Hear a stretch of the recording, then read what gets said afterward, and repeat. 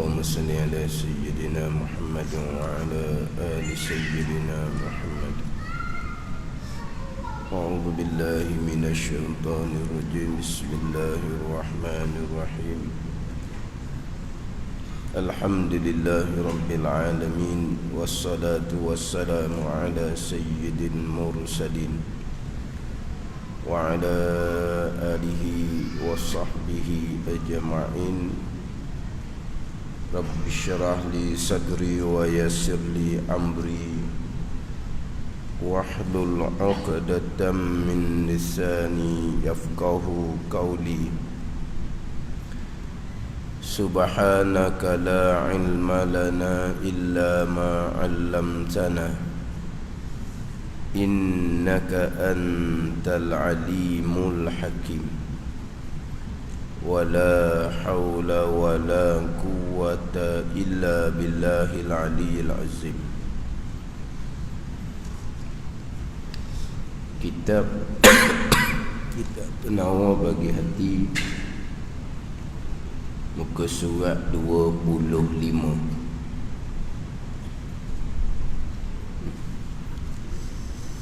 Muka surat 25.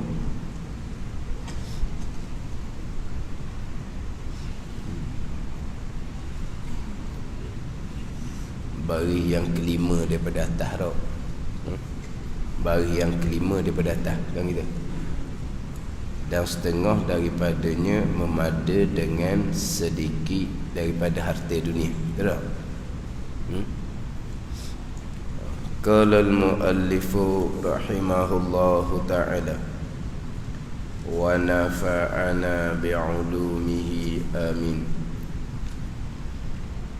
Dan setengah daripada beberapa faedah bagi lapar. Beberapa faedah bagi lapar. Setengah daripada beberapa faedah bagi lapar memada, mencukupi dengan sedikit daripada harta dunia. Adapun kenyang itu, maka ada padanya pada kenyang beberapa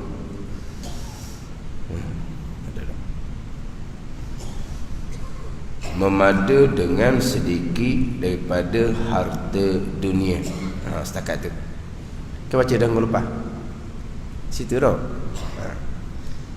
Ini sambungan beberapa faedah daripada lapar. Yang mana lapar ni adalah mujahadah untuk mengurangkan sifat kecelaan syarahut ta'am, loba atas makanan. Yang loba atas makanan ni sifat kecelaan yang pertama yang menjadi punca kepada kejahatan yang lain. Apabila loba atas makanan, maka akan timbul kasih kepada harta, kasih kepada kemegahan. Sebab nak menyempurnakan loba atas makan ni, dia kena banyak harta lah, dia kena ada kemegahan. Jadi timbul kasih kepada harta, kasih kepada kemegahan. Hak tu sifat kecelaan yang lain pula.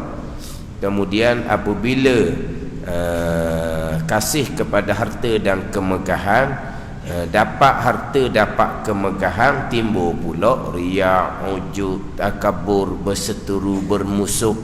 Ini semua mari daripada kasih akan makanan, berpunca daripada perut. Maka untuk mujahadah mengurangkan kasih atas makanan ni dengan lapar yang dibilang besar oleh Nabi sallallahu alaihi wasallam. Kemudian lapar ni secara latihan lah. Kita ni tak ada timbul latihan lapar ni setakat puasa gitu jelah kitanya. Tapi kita ni walaupun taklah latih diri dengan lapar, kita duduk tahap orang awam, orang kebanyakan. Maknanya kita makan ketika lapar, kemudian kitanya ketika ingin lagi kita berhenti dah, gitu jelah. Taklah kata siapa kita lapor sampai ke berhari-hari. Itu latihan tu. Itu latihan. Kita setakat kita daklah lapor sangat. Kita makan dah. Makan kita ni daklah kenyang sangat, kita berhenti dah.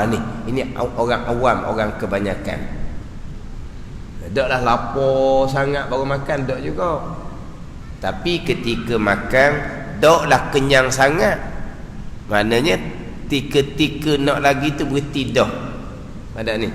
Inilah biasanya kelakuan orang yang beribadah kepada Allah. Orang yang kuat ibadah ni, walaupun tak ada latihan sampai peringkat lapar berhari-hari, tapi gitulah kita ni ke guna.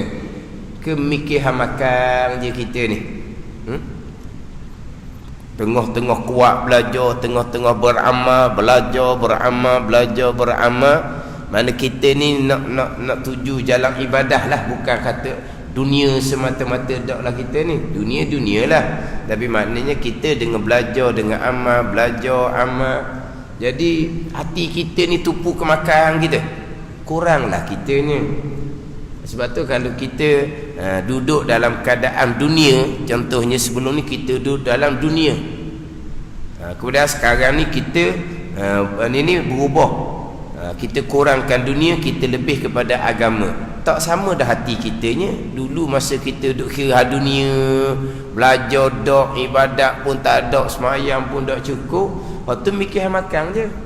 Lepas kita berubah, bertaubat, kita belajar untuk amal ibadat, mana apa hati kita dengan makan ni kuranglah sikit nak banding dengan hak pesen kita dulu-dulu. Tu qada tu lah, qada orang awam. Qada tu maknanya hati itu daklah sangat kasih kepada makanan.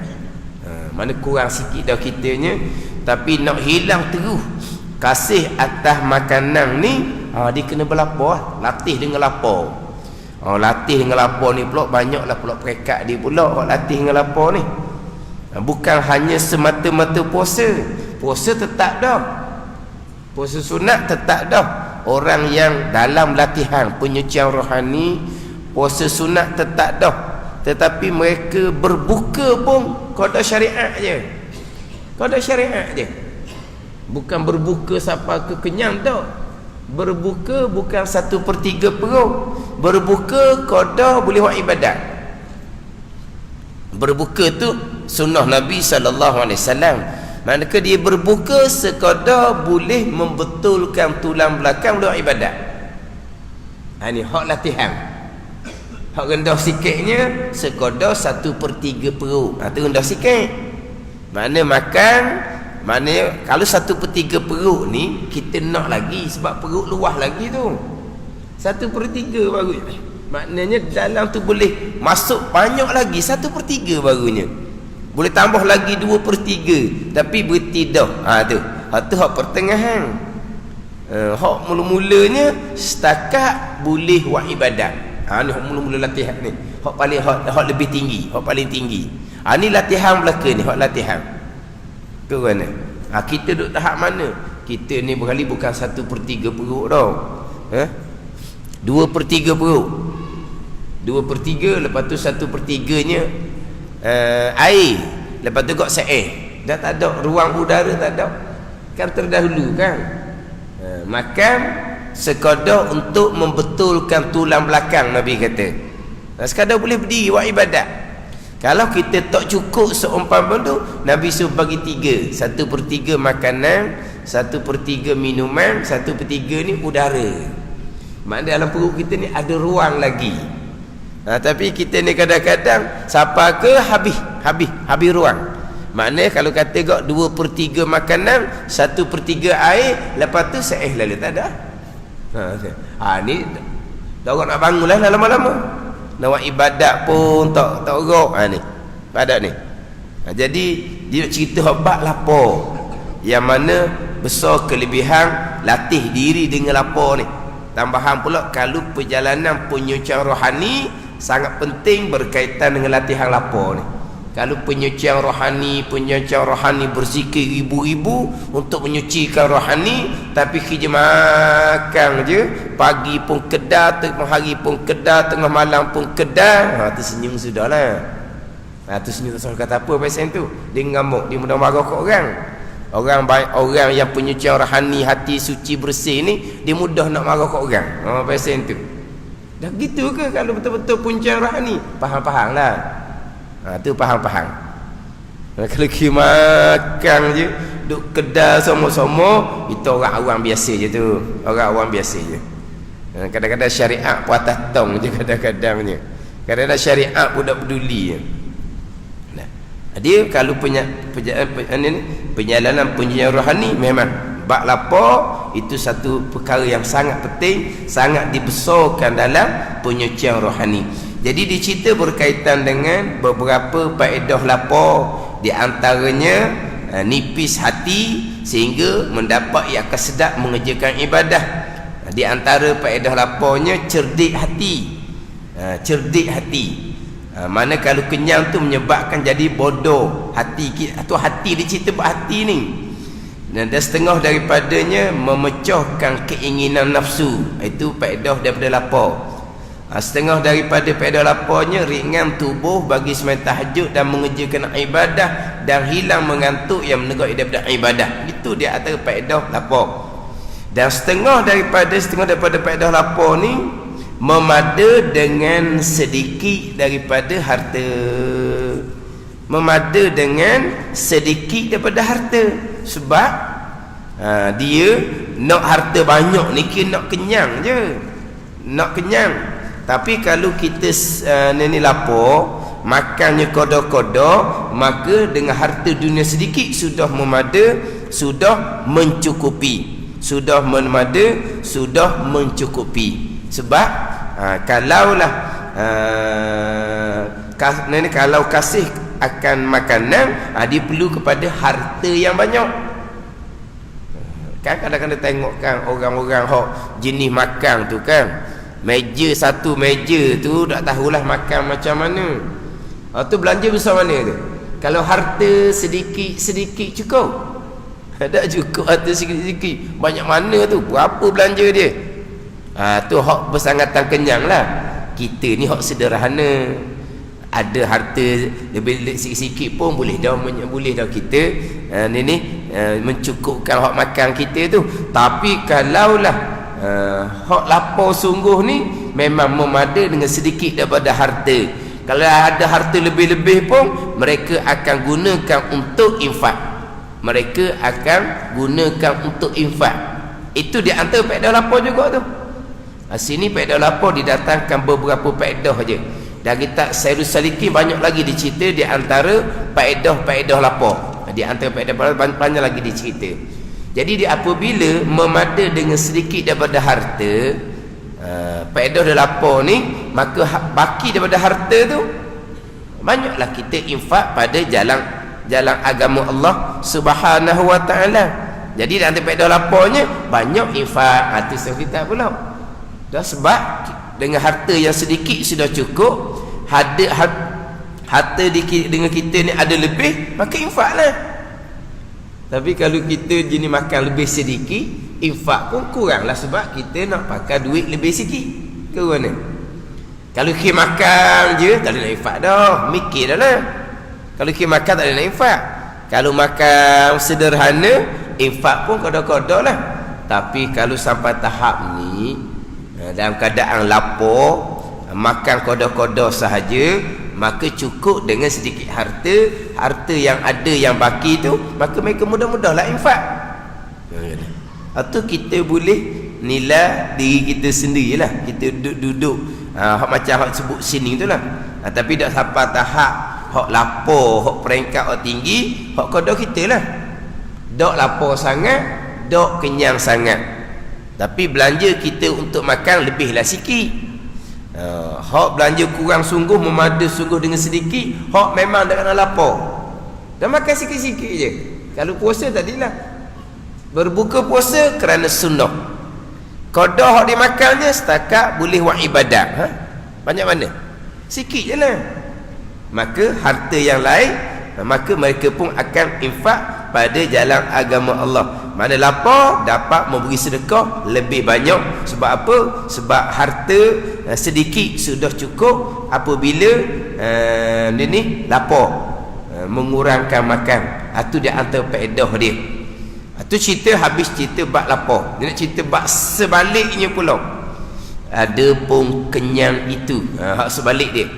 Maka ada padanya pada kenyang beberapa kebinasaan. Sebaliknya, lapar beberapa faedah, kenyang pula beberapa kebinasaan. Lapar beberapa faedah, kemudian kenyang beberapa kebinasaan. Mana pertama, ketiadaan sedap mengerjakan ibadah. Ni lawan kepada faedah lapar yang pertama. Faedah lapar yang pertama terdahulunya nipis hati. Nipis hati, hati nurani ni lah, hati rohani ni nipis. Orang nipis hati ni mudah terima pengajaran, mudah terima nasihat. Ni orang nipis hati, hingga mendapat ia akan sedap mengerjakan ibadah. Sebaliknya, kebinasaan lapar pertama, ketiadaan sedap mengerjakan ibadah. Ketiadaan sedap mengerjakan ibadah. Kalau buat ibadah pun sekadar lepas batuk di tangga. Tahu? Lepas batuk di tangga. Mana apa? Lepas batuk di tangga. Jadi kita pergi batuk tangga ke mana? Kita naik tangga kita pun batuk ke, maksud apa? Yelah, fahamlah. Lepas batuk di tangga tu faham maksud dia. Tapi apa makna lepas batuk di tangga ni? Tu maksud dia sambil lewa, betul lah. Jadi lepas batuk di tangga ni, kalau orang batuk tangga tu sambil lewa tu ke mana? Sambil lewa tu ialah maksud pepatah tu. Tapi timbul pepatah tu lepas batuk di tangga. Bukan kata lepas batuk atas rumah dak. Lepas batuk di tangga.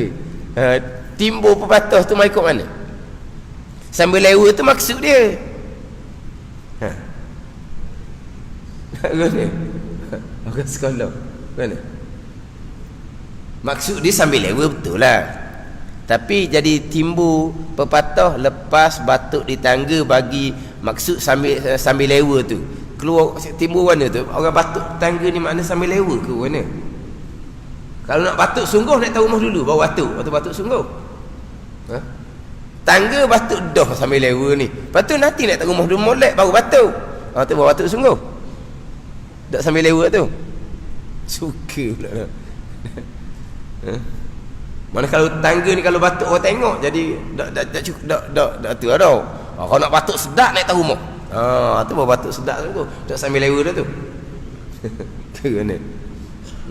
Jadi buat ibadat pun kau-kau lepas kewajipan. Tu je. Buat ibadat kau-kau lepas kewajipan. Tak ada sedap mengerjakan ibadah. Tapi macam yang sebut terdahululah, sedap buat ibadah. Nisbah orang awam ni buat ibadah tu dalam keadaan tidak memaksa, mudah-mudah je. Siapa masa semayang, siapa masa belajar, mudah je. Abang kita tidak tak kan kita tidak macam kena memaksa. Tak ni. Kadang-kadang siapa tak nak semayang ditunggu dah. Tu abang sedap buat ibadat tu. Mana dia suka. Siapa masa semayang disuka, siapa masa belajar disuka. Tu panggil sedap buat ibadah. Tu nisbah orang awam lah. Nisbah orang awam. Nisbah orang pilihan Allah Subhanahu Wa Taala, kisah-kisah aulia contohnya, sedap buat ibadat ni sedap sungguh lah. Siapa tak boleh nak berhenti lah. Nak berhenti semayang pun tak boleh. Tu sedap sungguh lah. Nak berhenti ngaji Quran pun tak boleh. Tu sedap sungguh lah tu. Kisah-kisah aulia, dia nak dapat kesedapan mengaji Al-Quran. Dia mengaji Al-Quran 2-3 hari khatam sekali, 2-3 hari khatam sekali, 20 tahun dia amal seumpama tu, barulah dia dapat kesedapan, keasyikan mengaji Al-Quran. 20 tahun mengaji Al-Quran ni bukan secara Mana pun 2-3 hari khatam, 2-3 hari khatam. Maknanya ni bukan baca Quran surat lah ni.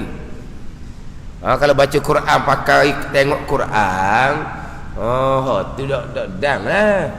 Ni Quran duk dada dia dah. Dia hafal Al-Quran. Maknanya di mulut dia ngaji Quran, mengaji 2-3 hari khatam, 2-3 hari khatam. 20 tahun dia mujahadah amal seumpama tu. Dapat kesedapan mengaji Al-Quran, tak boleh nak berhenti dah. Faham tak ni? Tu kesedapan hak sebenar lah tu. Tak boleh nak berhenti mengaji Quran, tak boleh nak berhenti semayang. Hak kisah-kisah aulia dibaca dalam surah apa tu? Surah Ad-Dahri. Ni wa yusqauna fiha ka'san kana mizajuha zanjabila tu. Dalam syurga air daripada zanjabila ni dipanggil air apa ni? Dah ingat pula dah. Air campuran apa? Zanjabila. Wa yusqauna fiha ka'san kana mizajuha zanjabila. Campuran di zanjabila. Siapa ingat? Ka'san kana mizajuha zanjabila. Campuran dalam bekas tu zanjabila. Mana tak wari. Tapi nak ceritanya itu minuman dalam syurga. Lepas dibaca ayat tu berhenti sekejap. Sudah sembahyang, murid dia tanya, kenapa selepas baca ayat wa yusqauna fiha ka'san kana mizazan zanjabila tu berhenti? Dia dapat mengecapi minuman hak dibaca tu. Minuman dibaca dapat kecap. Ni hak kesedapan yang sebenar. Dah boleh ke minum kita dalam semayang? Kan batal kan? Dia sama je semayang, puasa sama. Makan minum yang membatalkan sampai puasa, makan minum dunia. Kalau makan minum akhirat tak batal. Sebab tu Nabi SAW puasa wisal. Nabi boleh puasa sambung tanpa berbuka. Sebab Nabi dapat makanan syurga. Dah dapat makanan syurga, dah panggil puasa lah. Tak batal puasa dengan makanan syurga. Tak batas main dengan minuman syurga. Gitulah. Lepas tu Nabi puasa wisal, Nabi puasa sambung. Kita kena buka, tak boleh puasa wisal.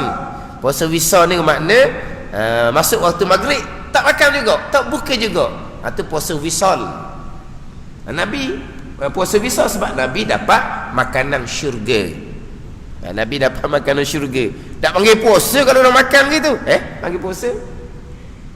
Sebab puasa ni menahan diri daripada makan minum hak dunia, bukan hak syurga.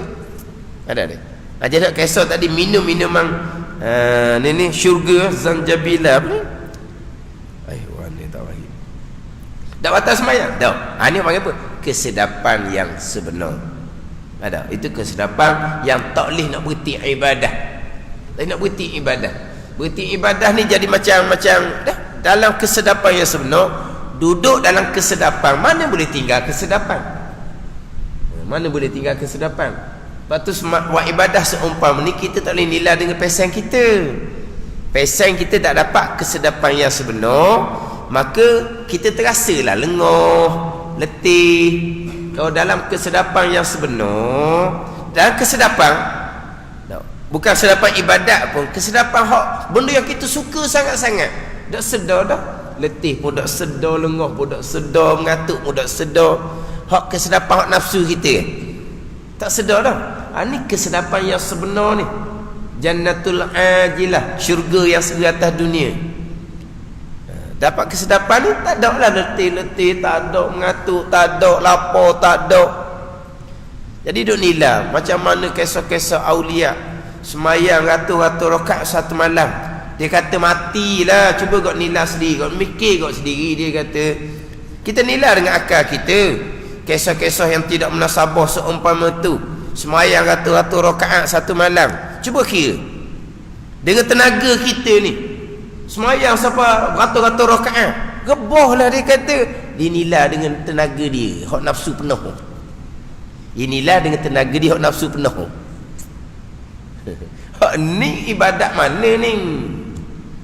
Tu sebut ibadat bukan pakai tenaga air tangan. Dia kata ibadah yang bukan pakai tenaga air tangan. Ni orang duk makan ni kan, tu air tangan. Tenaga tu mudah hilang. Mudah hilang. Hak ni dak ni. Pada ni. Dalam asyik itu.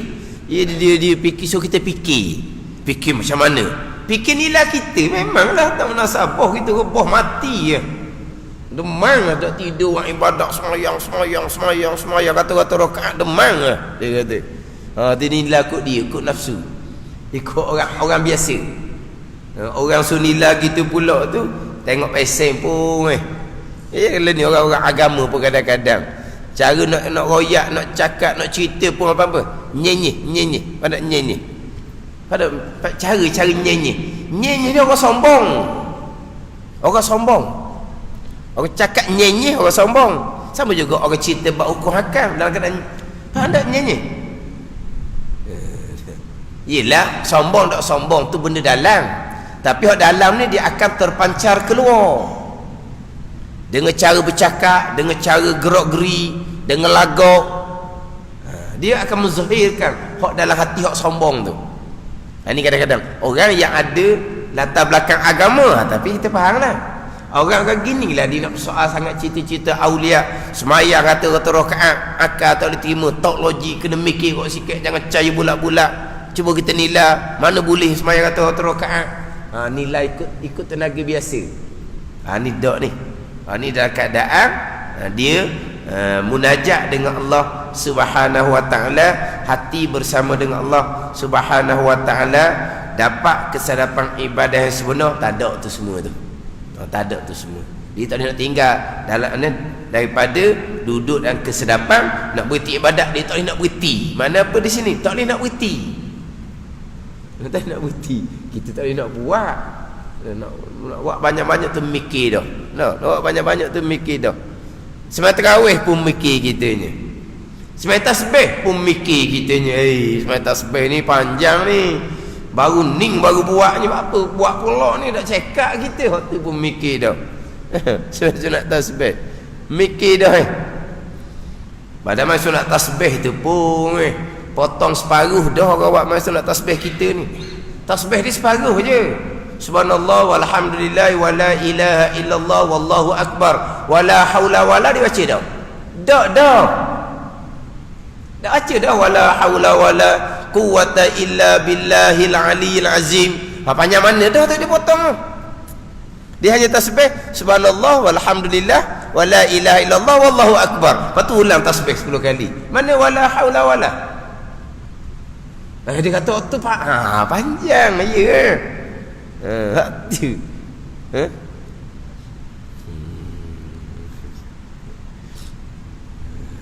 Tapi kira ni sebuah kita orang awam pertengahan ni boleh buat dah. Boleh buat pula dak lah warna pun memaksa. Itu dipanggil kesedapan ibadah di sebuah kita orang awam. Jadi orang ni yang kenyang ni, di antara kebinasaannya ketiadaan sedap mewujudkan ibadah. Kalau buat ibadah pun mana dalam keadaan berat.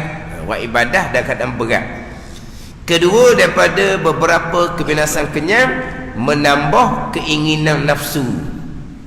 Yang terdahulunya faedah lapar memecah keinginan nafsu. Sebaliknya kenyang menambah keinginan nafsu. Mana pun membuka dan meluaskan pintu kejahatan. Bila kenyang ni nafsu pun jadi kembang molek. Nafsu pula, nafsu hak asalnya adalah sangat menyuruh dengan kejahatan. Innan nafsa la ammaratun bisu, atau nafsu asal sangat menyuruh dengan kejahatan. Jadi bila kenyang maka akan menambahkan keinginan nafsu. Ketiga, kebinasaan kenyang ni ketiadaan kasihan akan yang miskin. Kerana apabila ia seseorang kenyang, nescaya menyangka ia akan sekalian manusia, semua manusia kenyang. Bersalahan lapar, maka ia lapar sebab bagi kasihan belah akan orang miskin. Dan inilah lapar sebab bagi sambelah akan orang miskin, setengah daripada hikmah wajib puasa. Setengah hikmah wajib puasa ni supaya kasih kesian belah akan orang miskin. Itu setengah hikmah dia lah. Hikmah wajib puasa. Barulah orang kaya ni rasa lapar, barulah dia perasan orang miskin tu macam mana, makan pun tak cukup.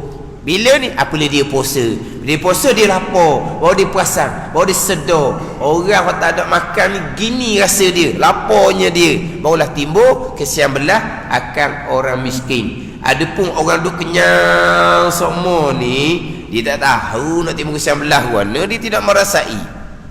Dia tidak merasai macam mana orang yang miskin yang tak cukup makan, duduk nak kena lapar semua. Tambah sekarang kan, kalau kita baca dalam yalah cerita-cerita orang-orang yang dalam keadaan kesempitan tu kan, orang dalam keadaan kesempitan tu macam mana kehidupan dia. Rumah bukan rumah dah lah, bukan rumah pun. Kalau tengok dalam surat khabar pun semua tu basah-basah buruk gitu je, numpang-numpang je, elektrik tak ada, air pun tak ada. Lepas tu makan pula ala kadar. Anak pula pergi sekolah, kadang-kadang pergi, kadang-kadang tak. Kalau pergi sekolah pun lapar, tak ada duit bekal, contoh pada ni. Tapi kalau orang duduk nak kena mewah kenyang semua, dia tak terfikir gitu. Dia tak terfikir buat gitu, tak timbul perkesian belah dianya. Tak timbul perkesian belah. Baik dia tak rasa macam mana orang tu, laparnya macam mana, tidur dah kena laparnya macam mana. Adapun orang yang lapar, dia biasa nak lapar, dia tahulah macam mana orang yang miskin. Kalau tak ada makan dia guana. Itu di antara hikmah wajib puasa tu. Di antara supaya orang yang kaya ni dia boleh rasa lapar tu macam mana. Sebab tu kadang-kadang di bulan puasa ni, selain daripada fadilah bulan Ramadan ni berganda, orang jadi mudah sedekah jariah, di antaranya takdilah hati dia dilembut, hati dia nipih, nafsu dia jadi kurang. Mana kesian belah dia pun lebih. Sebab tu kadang-kadang bulan Ramadan lah masa yang paling banyak sedekah jariah. Punca dia tu daripada lapar tu sendiri. Daripada lapar tu sendiri, dia akan timbul nipih hati, timbul kesian belah kepada orang yang miskin. Maka bila dia timbul kesian belah ni, maka dia mudah-mudah je lah. Dia mudah-mudah infak, bantu orang yang dalam keadaan kesusahan. Dan keempat, kebinasaan kenyang. Dan keempat, lemah daripada mengingat akan ilmu yang memberi manfaat. Lemah daripada mengingat akan ilmu yang memberi manfaat. Gitu ke? Kenyang kalau belajar dah ingat. Ke mana kita ni? Disebut sini lemah daripada mengingat akan ilmu yang memberi manfaat. Ilmu yang manfaat, ilmu hak beri manfaat akhirat kita lah. Jadi kalau kita mengaji agama ni payah sangat nak ingat, kim dia tu kenyang semua ke mana? Kita biasa payah nak ingat ni ahli ketua. Payah nak ingat, nak reti payah dah, nak ingat payah juga, bukan kerana kenyang, kerana tua. Itu pun di antaranya lah. Tapi di antaranya adalah kenyang, lemah daripada mengingat akan ilmu yang memberi manfaat. Ilmu dan kitab dia sebut ilmu, dia akan sebut ilmu yang memberi manfaat. Dia perlu sebut kata ilmu, itulah ilmu pergi pada ilmu yang sebenar, ilmu agama yang beri manfaat akhirat. Tapi dalam kitab ni dia sebut ilmu yang beri manfaat. Dia sebut semua ilmu yang beri manfaat. Dia bila itulah ilmu dalam kitab kena pada ilmu agama yang beri manfaat akhirat. Itu sebut ilmu. Dalam Al-Quran sebut ilmu, dalam hadis sebut ilmu, ilmu agama yang memberi manfaat akhirat. Itu maksud dia.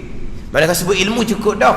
Tapi biasa kita dia akan sebut lalu, datangkan sifat ilmu mana? Ilmu yang memberi manfaat. Ilmu manfaat ni panjang pula ceritanya. Dalam kitab Ihya Ulumuddin, dalam kitab Bidayatul Hidayah bagi Imam Ghazali, dia akan ceritalah apakah ilmu yang memberi manfaat. Ilmu ni ilmu lah. Apakah ilmu yang memberi manfaat? Dia kadang-kadang ilmu banyak tapi bukan ilmu yang memberi manfaat. Ilmu yang tidak memberi manfaat ni, ilmu tu pula akan jadi mudarat kepada kita pada hari akhirat. Kalau ilmu tu tidak memberi manfaat, ilmu agama manakah yang beri manfaat? Tu panjang pula dicerita. Nak dapat ilmu manfaat ni, dia kena susun belajar ilmu hak mana, perekat. Itu baru ada manfaat. Kemudian susun molek ilmu ni pula, kena atur pula niat molek, baru nak dapat ilmu yang bermanfaat. Dia panjang cerita berkaitan ilmu yang bermanfaat. Ilmu yang mana bertambah ilmu, bertambah takut kita akan Allah Subhanahu wa taala. Bertambah ilmu, bertambah pengetahuan kita macam mana cara beribadah kepada Allah Subhanahu wa taala. Bertambah ilmu, bertambah tahu kita akan sifat-sifat cela yang membatalkan pahala ibadah kita. Itu nanti ilmu yang bermanfaat.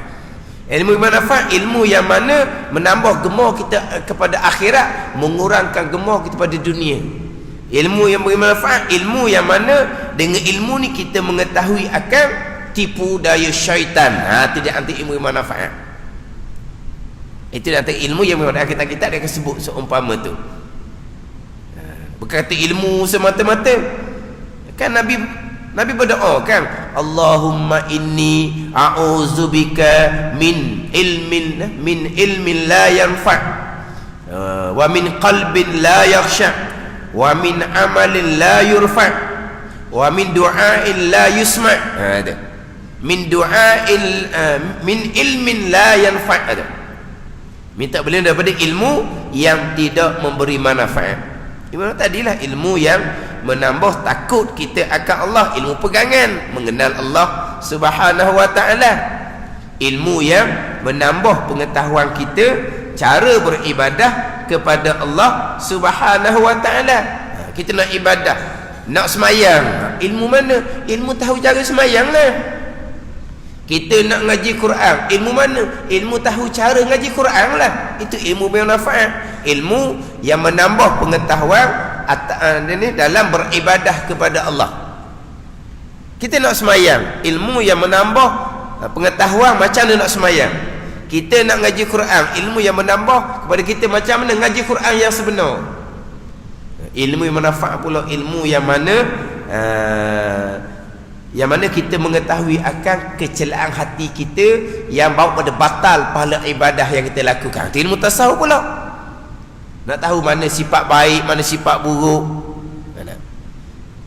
Ilmu yang menambah gemarmu pada akhirat, mengurangkan gemarmu kepada dunia. Itu pun ilmu tasawuf.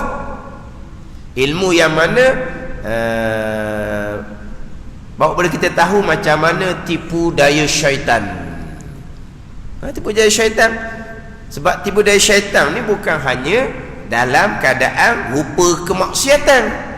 Dalam rupa ketaatan pun syaitan tipu daya juga. Syaitan bukan hanya tipu daya atas rupa maksiat. Syaitan juga tipu daya atas rupa ketaatan. Kita maklum kan, orang semayang ditipu oleh syaitan, orang puasa ditipu oleh syaitan, orang yang mengerjakan haji ditipu oleh syaitan. Syaitan bukan hanya tipu dalam rupa kebajikan, dalam rupa kemaksiatan, bukan dalam rupa kebajikan. Macam mana nak tahu ni? Hak ni ilmu bermanfaat.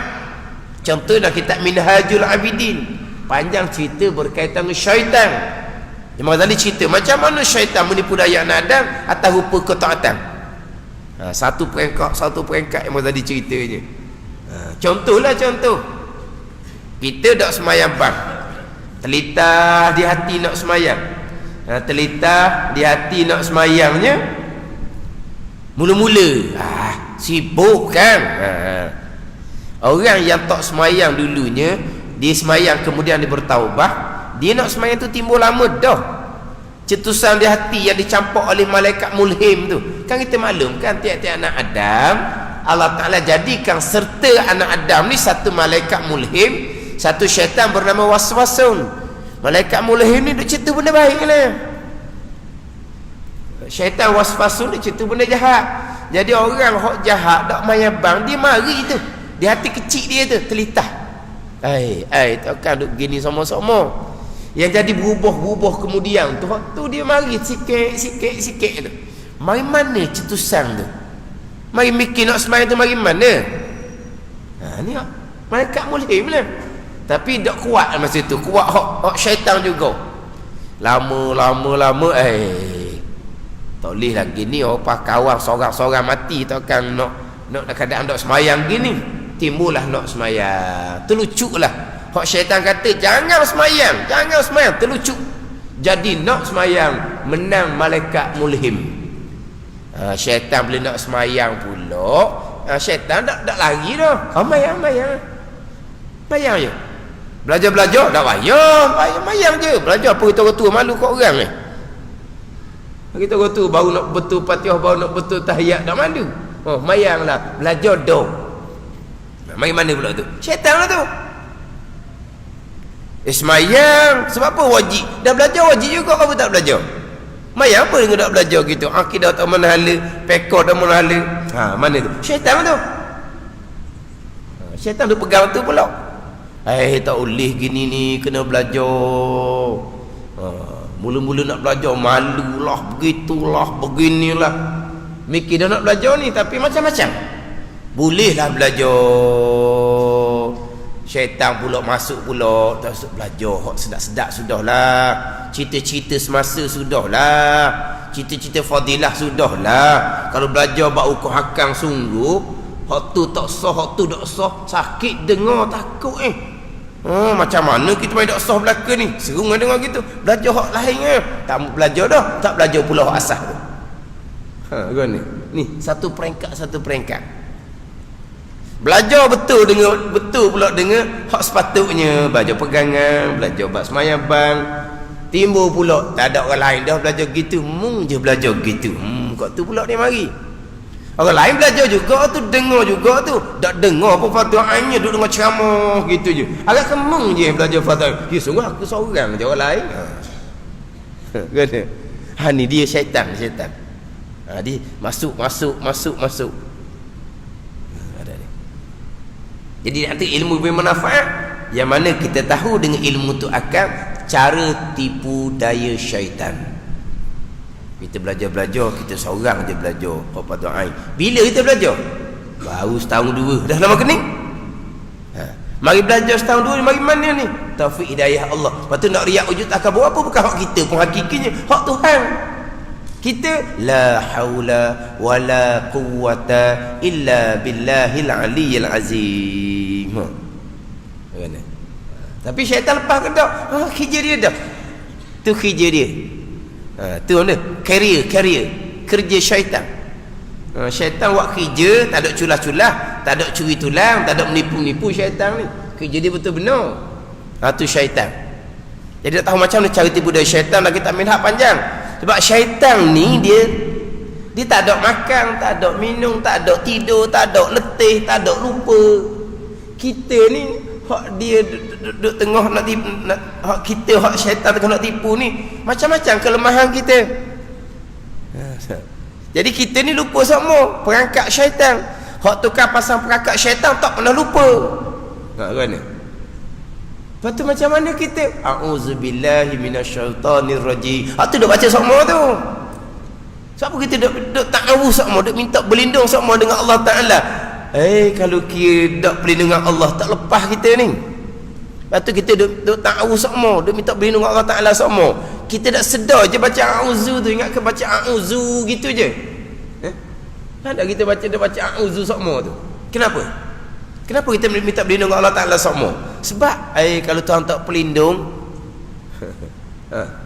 dengan syaitan nak lepas kat mana kita? Sebab tu kita ta'awuz semua, a'udzu semua kitanya. Kita baca a'udzu kita tak sedar. Kenapa kita baca a'udzu semua?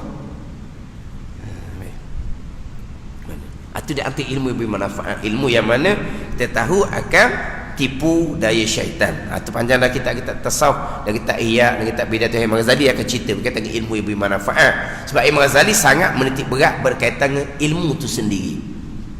Keutamaan ilmu, susunan ilmu amat dititik beratkan oleh Imam Ghazali rahimahullahu taala untuk dapat ilmu yang bermanfaat, ilmu yang sebenar. Kalau tak ikut susunan aturan, ilmu yang terdapat bukan ilmu yang memberi manfaat. Walaupun ilmu tu asalnya ilmu akan beri manfaat, tapi tak kena aturan, tak dapat manfaat juga kitanya. Belajar hakikat tinggi-tinggi, tak ada manfaat kalau syariat kita cekak-cemaking. Dan ilmu hakikat tu tak ada manfaat. Pun tak ada manfaatnya, ada. Tapi untuk kita tak ada manfaat. Sebab kita syariat tak kemah, kita ambil tinggi-tinggi, tak ada manfaat bagi kita. Ilmu tu ilmu yang memberi manfaat, ilmu sebenar. Tapi untuk kita tak ada manfaat. Kelima, bahawasanya orang yang sempurna iman itu pergi datang ibadah masjid, dan orang yang banyak kenyang itu pergi datang ia kepada jambang. Pulau tu. Wallahu a'lam. Bismillahirrahmanirrahim. Alhamdulillahirabbil alamin, wassalatu wassalamu ala sayyidil mursalin wa ala alihi wa sahbihi ajma'in. Allahumma aftah alaina futuhal arifin. Allahumma allimna ilma akdamin wa fahimna fahmasabikin warzuqna ruqat talibin. Allahumma zidna ilman wa alhiqna bis salihin. Wa sallallahu ala sayyidina Muhammadin wa ala alihi wa sahbihi wa sallam. Walhamdulillahi rabbil alamin.